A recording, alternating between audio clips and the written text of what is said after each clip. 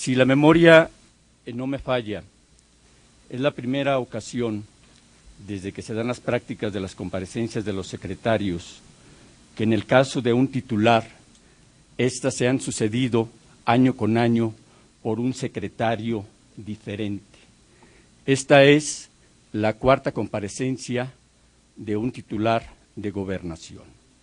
El primer secretario fue un conservador de mano dura, acusado de violaciones de derechos humanos. Luego vino un joven incondicional cuyos negocios privados entraron en conflicto con sus cargos públicos. Luego la tragedia lamentable llevó a que Calderón llamara a un competente abogado con vínculos profesionales cuestionables y un temperamento combativo.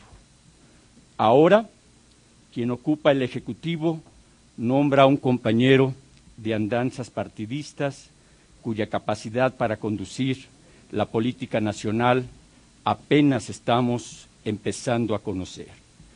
Ante la situación de la política interna de desastre, mi primera pregunta, ante la muy alta probabilidad de que no esté usted aquí el próximo año, secretario Blake, es preguntarle si tiene usted una idea de quién podría concurrir en su lugar. Mientras tanto, aprovechemos esta sesión. En un régimen parlamentario, las crisis políticas serias se resuelven con un voto de confianza, que implica la sustitución de quien encabeza el gabinete y con frecuencia éste remueve a algunos de los ministros. Ello no significa una ocupación de vacantes, sino el establecimiento de nuevos proyectos, nuevas prioridades y nuevos cursos de acción. En nuestro país, las reglas de un régimen presidencialista agotado han impedido un sano ejercicio en la renovación del Poder Ejecutivo. Los movimientos de Calderón delatan que los resultados de los secretarios de Gobernación han sido todos decepcionantes, porque en un sistema democrático los ocupantes de la Secretaría deberían de ser incluyentes, tolerantes, dispuestos a la mediación, deberían centrar su trabajo en la búsqueda de soluciones justas y expeditas. En contraste, por órdenes de Calderón, la Secretaría ha sido una instancia de concentración del poder, cuyos titulares deben ser leales a los intereses de los poderes fácticos, deben ser sordos a las demandas de los trabajadores electricistas, de los trabajadores mineros de Cananea, de los migrantes y de las comunidades despojadas. Deben ser entrometidos en asuntos electorales, pero omisos en asuntos de derechos humanos. Calderón ha convertido a sus secretarios de Gobernación, nombrando los padrinos para la firma de convenios que intercambian votos de castidad electoral por la licencia para torturar con más impuestos a la población, como ocurrió con el IVA el año pasado. Los ha vuelto artífices de la justificación, el inmovilismo y la dilación. Usted, secretario Blake, no pasó su primera de fuego, que significó la violación del Estado laico por parte de jerarcas de la Iglesia Católica como Juan Sandoval y Hugo Valdemar. Contemplamos su pasmoso mutis, su oratoria estéril, hasta que dio una señal de tomar parte, sí, al reunirse con los líderes de la Iglesia Católica sin hacerles ninguna amonestación verbal. Con ello, usted, secretario Blake, demostró un total desprecio por la herencia histórica de la reforma juarista. Confirmó que los gobiernos del PAN no han querido entender que las creencias religiosas corresponden al ámbito privado con plena libertad y se han empeñado en introducir los dogmas a las instituciones públicas para ser condescendientes con los impulsos de una cúpula que no desperdicia oportunidad de imponer sus puntos de vista sobre la ciudadanía. Por ello se requiere que los ministros de los cultos religiosos, en este caso la Iglesia Católica, se apeguen al derecho. Por ello yo le pregunto, secretario Blake, ¿qué ha hecho usted como secretario de Gobernación para sancionar a los jerarcas católicos que han afectado a partidos políticos que son entidades de interés pública, han dañado la imagen de la Asamblea Legislativa y de la Jefatura de Gobierno del Distrito Federal. Esta administración se ha caracterizado por la violación sistemática de los derechos de los individuos, secretario Blake, de las comunidades, de los pueblos.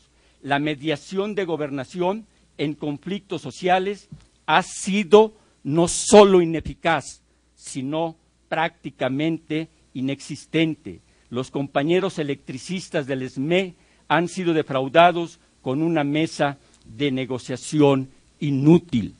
Como botones de muestra de ese desdén que tiene la Secretaría a su cargo de comunidades que están siendo excluidas y sus habitantes vulnerados en sus derechos humanos, les cito dos.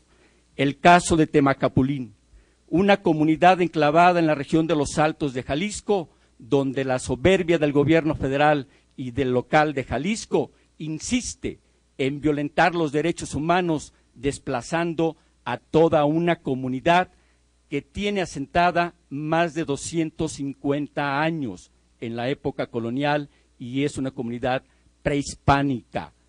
Aquí le voy a entregar, secretario Blake, cuando vino su antecesor el 22 de septiembre del año pasado, los habitantes de esa comunidad le dirigieron un escrito, está firmado.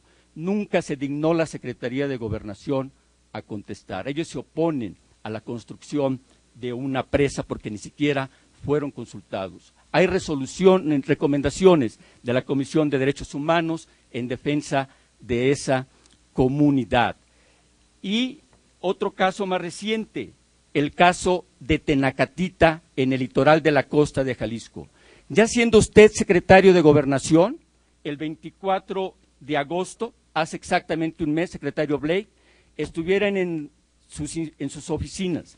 Le pidieron una mesa de negociación porque fueron despojados y desalojados de la bahía de Tenacatita después de 50 años. Campesinos, ejidatarios fundamentalmente, pescadores, modestos prestadores de servicios turísticos. Actualmente viven hacinados con familiares, con amigos, en otro ejido que se llama El Rebalse.